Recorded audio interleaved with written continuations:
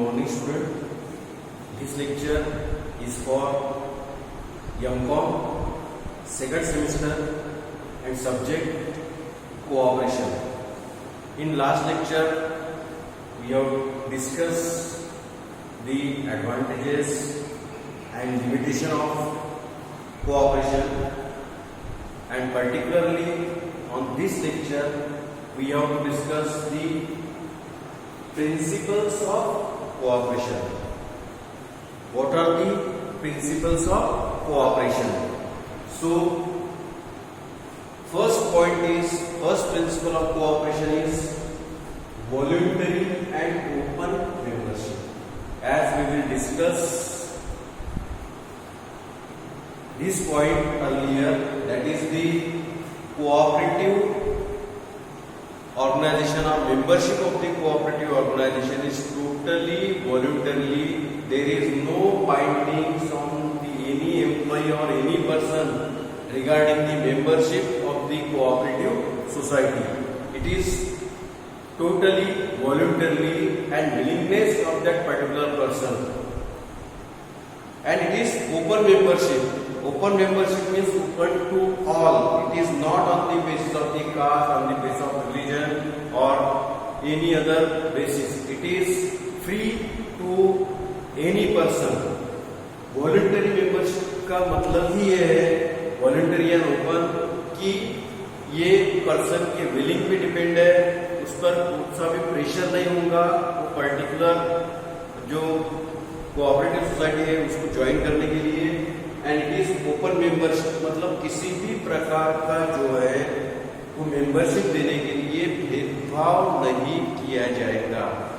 तो this is the basic principles of cooperation, voluntary and open membership to all the person who are willingly join the organization.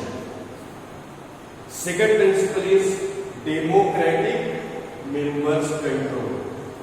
What is democratic members control? As we earlier discussed that in cooperation, one person, one vote.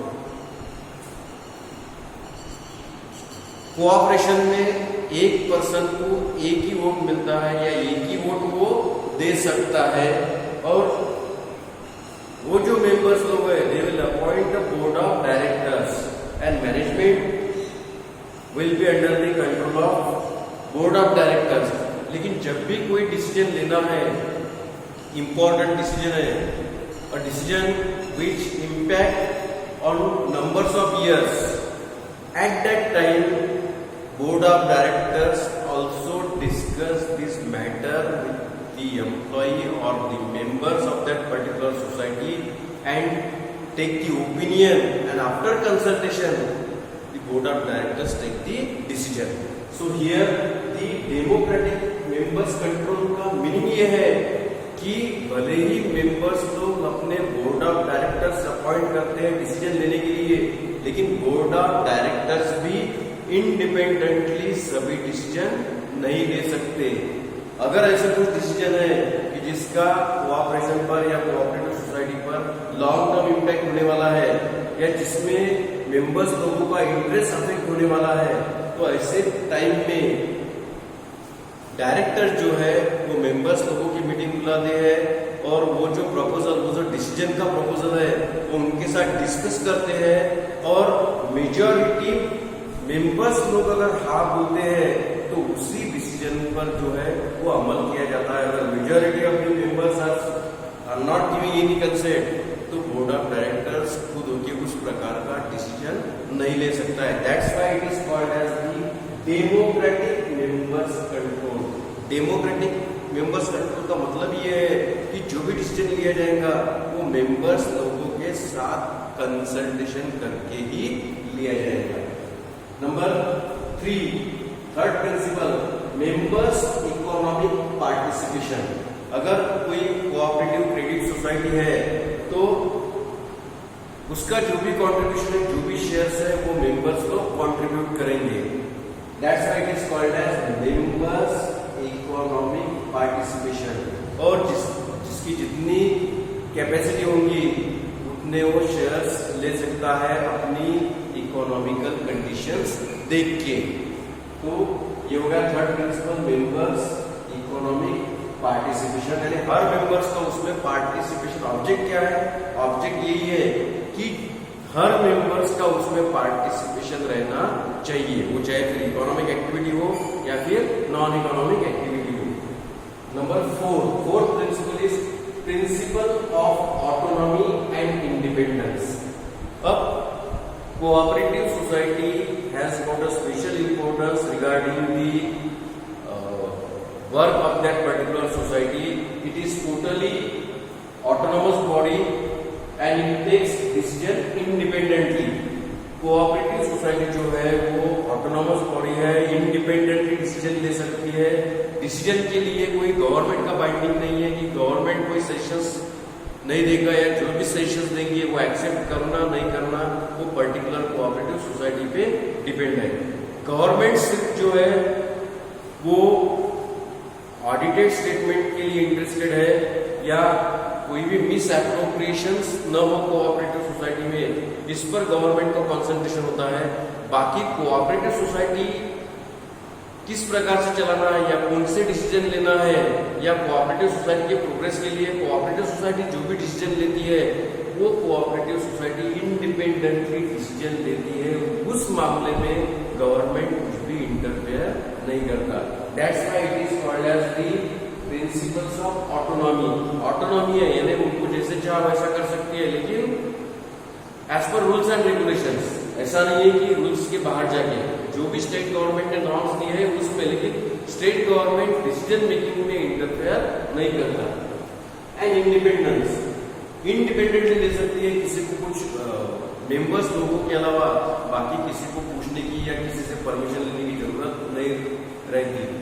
That's why it is called as the principles of autonomy and independence. Fifth one is the education, training and information. कई बार जो है वो government की तरफ से जो है वो कोऑपरेटिव सोसाइटी के जो मेंबर्स है या जो भी डायरेक्टर्स है उनको मालूमात नहीं होंगे तो उनको ट्रेनिंग दिया जाता है। कई बार साल में 2-2, 3-3 बार इनके ट्रेनिंग रहते हैं। कई बार जो है जहाँ टेक्निकल ट्रेनिंग की जरूरत है वहाँ टेक्निकल ट्रेनिंग दिया जाता है, जहाँ नॉन टेक्निकल ट्रेनिंग की जरूरत है वहाँ नॉन टेक्निकल ट्रेनिंग दिया जाता है। और इंफॉर्मेशन जो है वो इंफॉर्मेशन शेयर की जाती है। जो नए नए रूल्स एंड रेगुलेशंस जो है आरबीआई की तरफ से आते हैं स्टेट गवर्नमेंट को, तो स्टेट गवर्नमेंट जो है वो मीडिएटर का काम करती है और ये सभी इंफॉर्मेशन जो है वो पर्टिकुलर कोऑपरेटिव सोसाइटी के डायरेक्टर्स तक, उनके मेंबर्स तक पहुंचाने का काम करती है। That's why it is called as the education, training and information. Number 6 one is cooperation among cooperatives. ये सबसे इंपॉर्टेंट है, कोऑपरेशन अमंग कोऑपरेटिव्स। अब एक कोऑपरेटिव सोसाइटी दूसरे कोऑपरेटिव सोसाइटी के साथ में हमेशा कोऑपरेट करती है, उनको हेल्प करती है। कई बार ऐसा होता है कि एक कोऑपरेटिव सोसाइटी को दूसरे कोऑपरेटिव सोसाइटी की हेल्प लगती है, वो चाहे ट्रेनिंग की रहे, टेक्निकल नॉलेज की रहे, एक्सपर्टाइज की रहे, इंफॉर्मेशन शेयरिंग की रहे।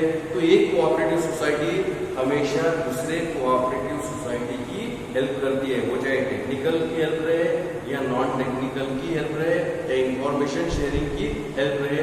तो हमेशा एक कोऑपरेटिव सोसाइटी दूसरे कोऑपरेटिव सोसाइटी के साथ जो है वो इंफॉर्मेशन शेयर करती है, कोऑपरेशन करती है। ये हो गया कोऑपरेशन अमंग कोऑपरेटिव्स। उसके बाद में कंसर्न फॉर कम्युनिटी, ये सबसे इंपॉर्टेंट है, कंसर्न फॉर कम्युनिटी। क्योंकि कोऑपरेटिव सोसाइटी की एस्टैब्लिशमेंट का पर्पस ये है कि वो जो भी कर रहे हैं या करना चाहते हैं तो किसके लिए कर रहे हैं, वो पर्टिकुलर कम्युनिटी मतलब लोगों के लिए कर रहे हैं, पर्सनल बेनिफिट के लिए नहीं।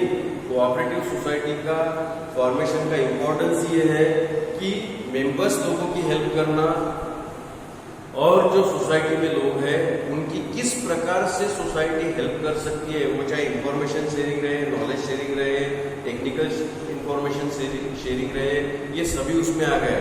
That's why it is called as क्या बोला है, कंसर्न फॉर कम्युनिटी। इसलिए कोऑपरेटिव सोसाइटी जो है कंसर्न फॉर कम्युनिटी रहती है, कम्युनिटी के लिए ही काम करती है। तो these are the principles of cooperation.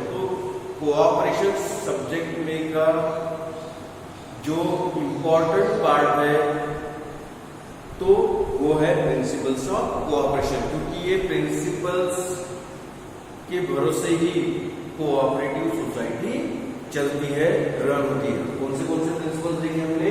Voluntary and open membership, second one is democratic members control, third one is members economic participation, fourth one is principles of autonomy and independence, fifth one is education training and information, sixth one is cooperation among cooperatives and seventh one is concern for community. तो इसका जो detail description है, तो आपको जो PDF मिला है वो पीडीएफ में आप इसका डिटेल जो है वो पढ़ सकते हैं। आज के लेक्चर के लिए इतना ही, बाकी नेक्स्ट लेक्चर में कंटिन्यू करेंगे। Thank you.